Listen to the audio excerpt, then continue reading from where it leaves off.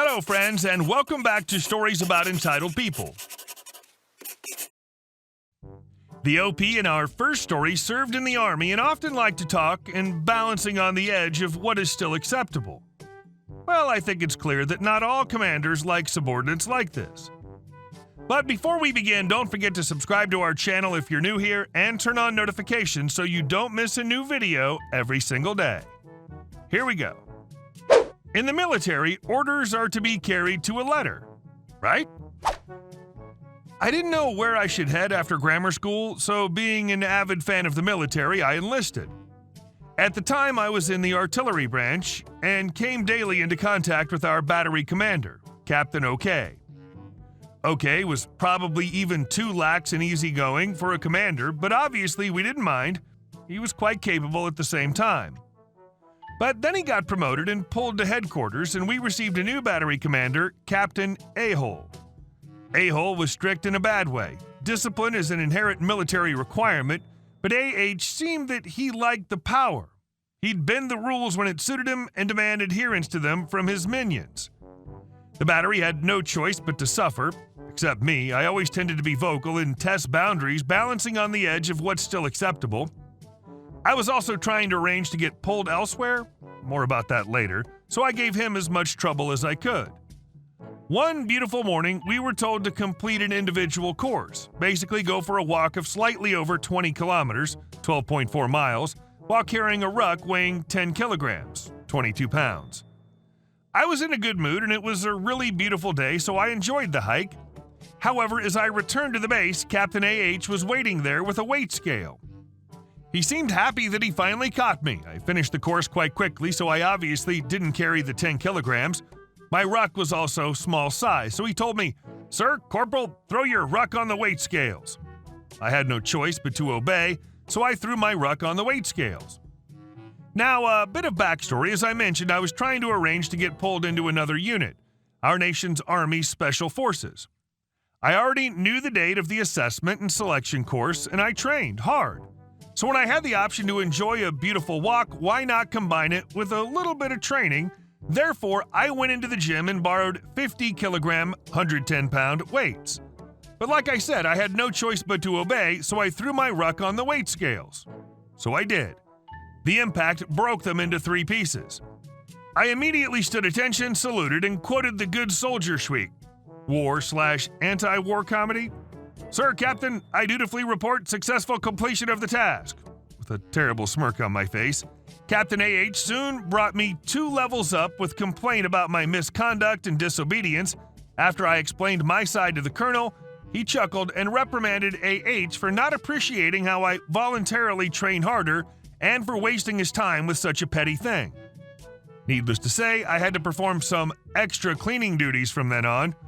But oh my, was it worth it. Breaking expectations.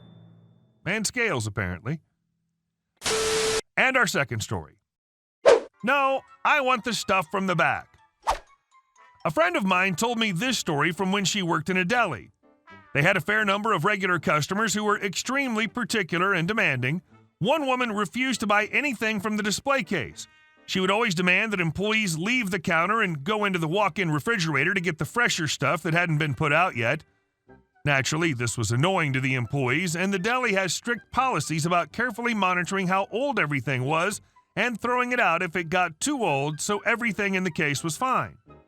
Some of the employees started going into the walk-in and coming back claiming there was no more just to spite this woman, but my friend got a better idea. When putting a batch into the case, she would set aside a little bit of the old stuff in the walk-in just for this customer. Customer: "I want a half-pound of white fish salad." "Sure thing, ma'am." Goes to scoop it from the case. "No, I want the stuff from the back." "Sure thing, ma'am."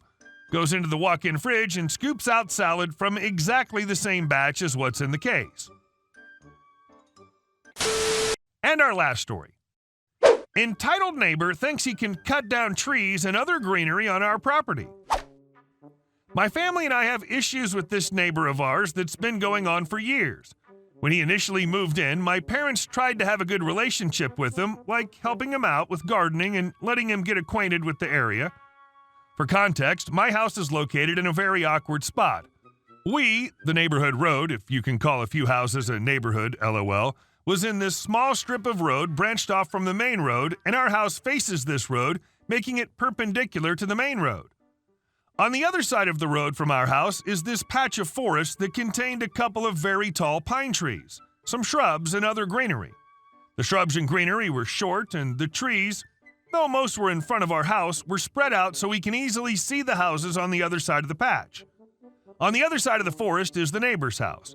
His house directly faced the road and was perpendicular to it, making his fence up against the forest patch. The forest patch created a 6-foot barrier between the neighbor's fence and the neighbor's road. During the 2018 New Year, my family and I went on vacation and left the house for about a week. When we came back, we realized all but 3 pine trees were cut down and 2 of the surviving trees were stripped of branches.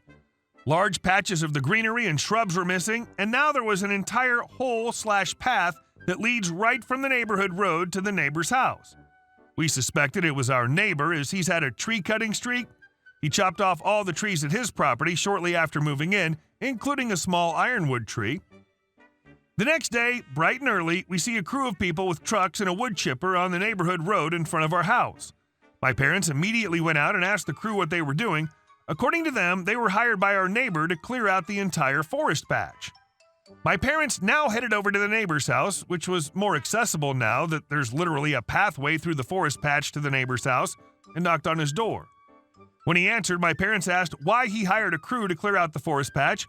He responded that he was clearing it out so he would have more land to sell to a development company.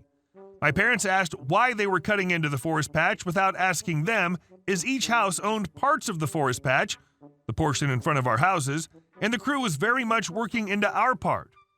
He responded that he went to every house and asked for permission. All our other neighbors didn't care about the forest patch and said yes. When he came to our house, there was no answer as we were still on vacation at the time. The neighbor took the lack of an answer as a yes and got started with clearing the patch. My parents told him he had no right to be clearing out their portion of the forest patch without their permission, specifically the trees that were cut down, as the majority of the trees were in front of our house. He responded that the trees were within his property line and he did nothing illegal. As stated before, the forest patch put 6-foot barriers between his fence and the neighborhood road. The 3 feet on his side was his property, while the 3 feet on our side would be ours. My parents then asked who he hired to evaluate the property line, as the trees looked very much to be on our side, and with a smug smile, he responded that he did it himself. My parents informed him that he needed an official from the county to verify the property lines. Again, with a smug look, he said that he's in the right and closed the door. The crew hired by our neighbor assured us that they would not be doing any work on the forest patch until the situation had been sorted out. My parents immediately called over someone from the county to come look at the property lines. When they did, it showed that lots of greenery on our property was removed, and all but one of the trees cut down have been on our property. Over the next few days, the crew would come back in the morning, but would always knock on our door and informed us they wouldn't be working anywhere near our patch. The neighbor finally came to our door a few days after the previous meeting with a morose look on his face and wanted to talk it out with my dad, reaching a compromise. It would seem that the neighbor finally got someone official to look things over and realize their grave mistake. My dad demanded that the trees he cut down be replaced, not with saplings, but actual trees. Now, why am I posting this story now? Because the neighbors struck again this week. My room is right on top of the garage, and I can easily see the neighborhood road and the forest patch. I woke up to the sound of trucks and loud chatter on Monday, and when I looked out, I saw a crew of people with trucks, chainsaws, and a wood chipper. I immediately got my parents' attention, and my dad again headed out to see what was going on. The crew was hired by our neighbor to do some work on the forest patch. Most of the work planned was to be done on the neighbor's property, but apparently some of it was to be done on ours too. My dad informed them of what the neighbor did before and that they weren't allowed to work on our property, though he did give them his permission to cut down this scraggly bush that didn't look good. The crew understood and did their work on our neighbor's property, but left ours completely alone. Last night I was upstairs playing some video games when I heard yelling downstairs. I faintly heard my mom saying, "We don't want to fight with you."